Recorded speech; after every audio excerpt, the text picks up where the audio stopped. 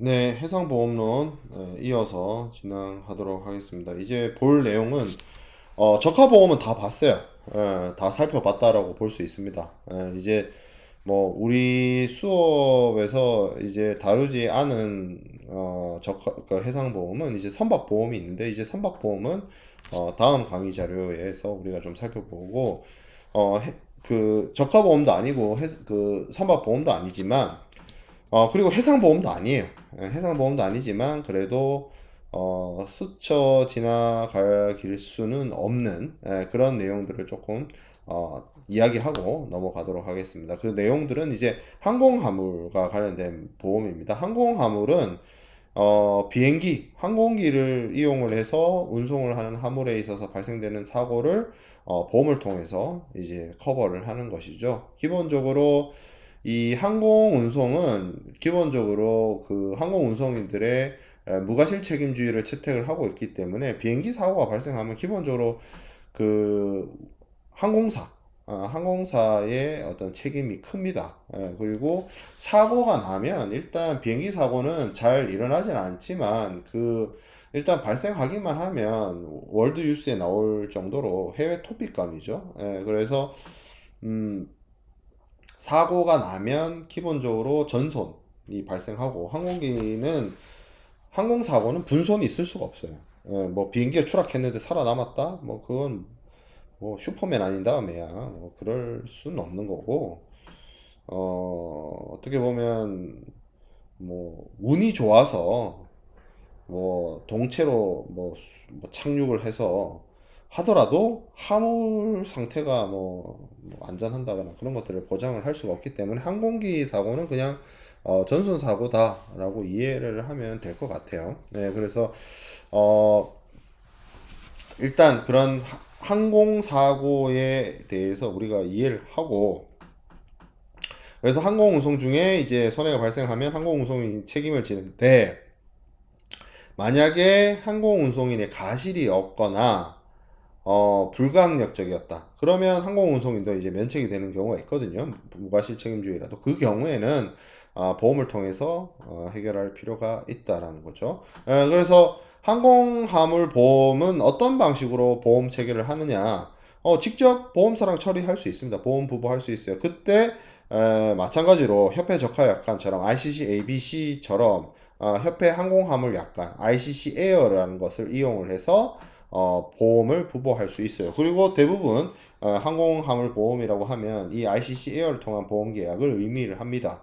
근데 에, 이 소량 화물, 예를 들어서 자기가 직접 항공사랑 운송 계약을 체결을 하는 것이 아니라 프라이트 포워더들을 이용을 해서, 항공화물 주선인이나 뭐 프라이트 포워더를 이용을 해서 보험 부보를 그러니까 항공 운송을 하는 경우가 많이 있습니다. 그러면 그 경우에는 어떻게 하느냐? 이게 너무 소량 화물이거나 특송이거나 그런 경우죠. 그때는 이 그 프라이트 포워더를 통해서 보험사랑, 그러니까 하주가 보험사랑 직접 보험 계약을 체결하는 것이 아니라, 이 항공화물 운송 주선인을 통해서 AOAB를 내다가, 그러니까 보험 중개인도 아니고 항공화물 운송과 관련된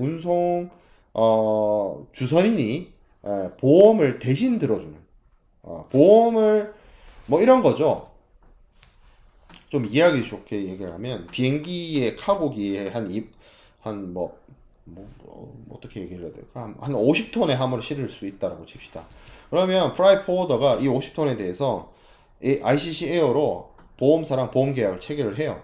이미 보험 계약을 체결했겠죠? 50톤에 대해서. 그럼 뭐 예를 들어 보험료가, 정확한 금액, 항공화물 보험은 금액을 정확하게 모르겠는데, 아무튼 뭐 예를 들어서 뭐 5억이라고 칩시다. 5억이라고 쳐요. 5억이라고 치면, 보험료가 5억이라고 치면, 그럼 이 50톤의 화물을 수배를 할 거 아니에요? 이 포워더가 여러 하주들의 화물을 운송을 해줄게. 예를 들어 인천공항에서 뭐 뉴욕까지 가는 카고기다라고 하면, 거기 이제 미국으로 수출하는 항공 화물 물동량을 막 이렇게 영업을 할 겁니다. 그러면 이게 모으겠죠? 예, 모아서 이제 그 비행기에 태울 거 아니에요?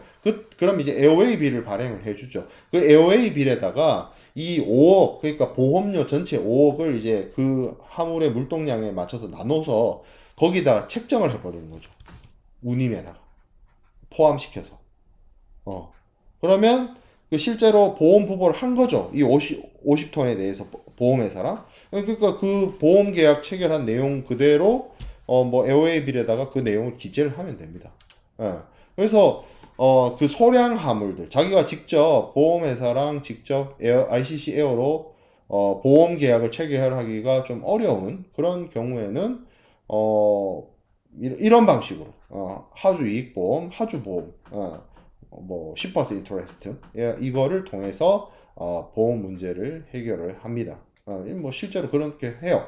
자, 그러면 ICC 에어의 경우에는 협회 항공화물약관 이렇게 얘기를 하죠. 그게 쉽게 말해서 뭐랑 비슷하냐? ICCA랑 비슷합니다. ICCA랑. 그래서 뭐 4개의 유의사항으로 있고 담보 위험에 대해서 5조로 그러니까 ICCAR 구협회 적하약관의 ICCAR과 비슷한 ICC 에어 옛날 거 옛날 협회 적하약관의 경우에는 5조에 똑같죠. ICC AR, WA, FPA도 5조의 담보 위험이 어떤 것이냐에 따라서 좀 달랐었는데 뭐 그런 부분들 뭐 그렇게 되어 있었고 전쟁이 약간 있었고 마찬가지로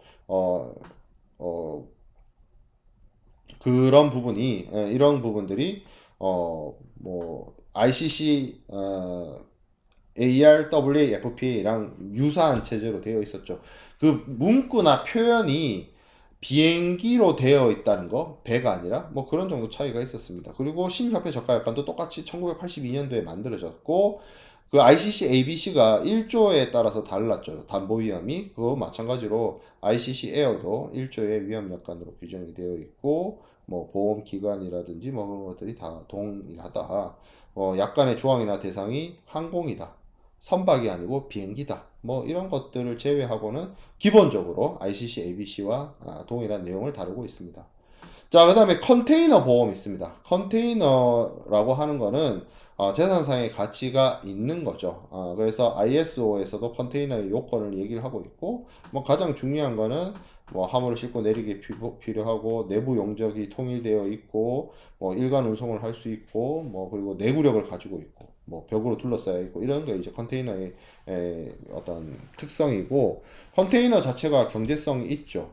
이것이 일종의 외부 포장 역할을 하고 화물을 취급할 수 있는 편리성도 제공을 하고 그리고 노동력을 절약을 하고 뭐 화물의 어떤 기계적 처리를 하기 위한 어떤 하역비나 이런 부분들을 절감을 할 수 있고 그리고 화물의 어떤 통관을 위한 어떤 뭐 이 창고료가 별도로 들지 않죠. 컨테이너 자체가 있기 때문에 창고료도 절감할 수 있고 뭐 여러 가지 이점과 장점과 경제성이 있습니다. 그래서 그거를 우리가 운송에서 국제 운송에서 이용을 하는데 그런데 컨테이너에 대해서 여러 가지 위험도 존재를 해요. 그래서 컨테이너 터미널에서 위험이 발생하기도 하고 뭐 이제 태풍이나 이런 것이 불었을 때 컨테이너에서 이제 화물이 떨어져 가지고 뭐 이렇게 피해 발생을 한다거나 그리고 컨테이너 선 같은 경우에도 원체 망망대해에서 북대서양이나 뭐 북태평양이나 이런 곳을 항해를 하다가 뭐 큰 풍랑을 만나거나 하면 컨테이너도 바다로 떨어지기도 합니다. 1년에 뭐 수만 개의 컨테이너가 바다로 떨어져요. 운항 도중에. 파도나 이제